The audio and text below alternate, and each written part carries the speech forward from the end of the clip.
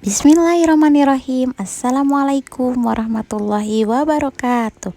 Kembali lagi di channel Bunda Nanas, bundanya Nandini dan Ayas. Alhamdulillahirrabbilalamin. Apa kabar semuanya, ibu-ibu semua, teman-teman semua? Mudah-mudahan senantiasa ada dalam lindungan Allah Subhanahu wa Ta'ala. Amin amin ya robbal alamin. Hari ini aku ingin melanjutkan cerita hijrahku, di mana waktu konten sebelumnya membahas tentang Uqdatul Kubro. Nah, pertanyaan yang ketiga yang ustazah aku tanyakan kepadaku adalah mau kemana kita setelah di dunia ini? Nah, ini pertanyaan yang begitu menohok gitu ya.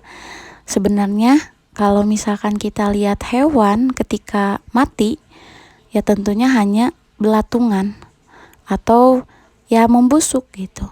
Tapi ketika manusia mati, selain dia membusuk, tentunya akan dimintai pertanggungjawaban atas setiap perbuatan yang dia lakukan selama di dunia ini.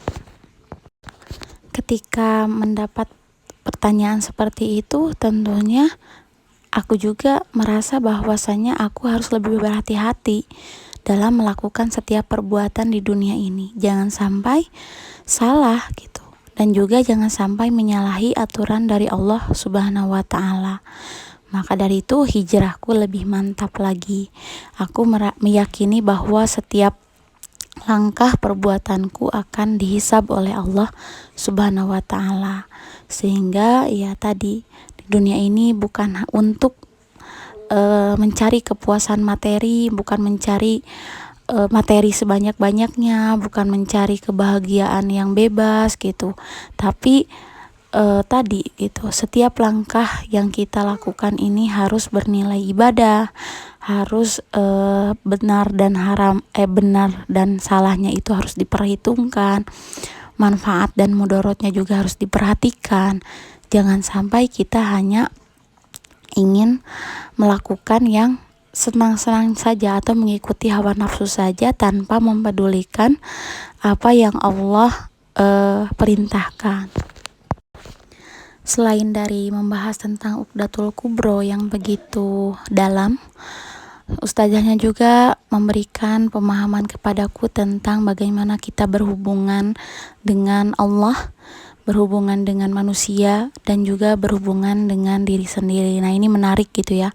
Jika dulu di kajian-kajiannya sebelum aku hijrah, aku hanya tahu dua hubungan saja, yaitu hablum minallah dan juga hablum minan nas. Tapi ketika ustazahnya menyebutkan ada 3 poin, yaitu hablum minan nafs, nah ada pertanyaan sendiri gitu, kok ada tambahannya gitu ya. Kemana aja gitu aku selama ini di dunia ini, kok baru tahu bahwa ada hablum minan nafs gitu. Nah, mungkin teman-teman juga kalau ada yang memang baru tahu tentang hubungan ini, silakan komen-komen ya di komentar. Berbicara tentang hablum minallah atau hubungan manusia dengan Allah, tentunya itu terkait bagaimana kita beribadah kepada Allah Subhanahu wa Ta'ala. Di mana kita beribadah kepada Allah itu tentunya ada aturannya. Tidak bisa kita beribadah sekemauan kita atau sekehendak kita.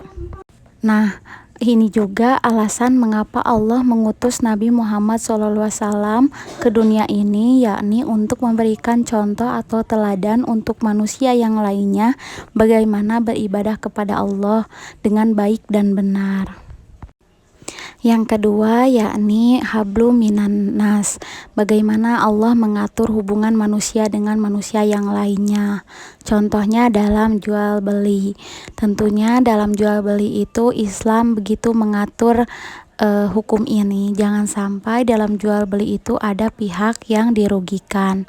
Begitupun juga contoh lain seperti pernikahan, di mana dalam pernikahan itu harus diatur oleh Allah Subhanahu wa Ta'ala karena melibatkan antara manusia yang satu dengan manusia yang lainnya.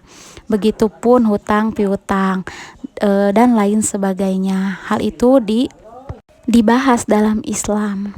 Poin ketiga, seperti biasanya, agar penasaran, kita tunggu konten selanjutnya. Assalamualaikum warahmatullahi wabarakatuh.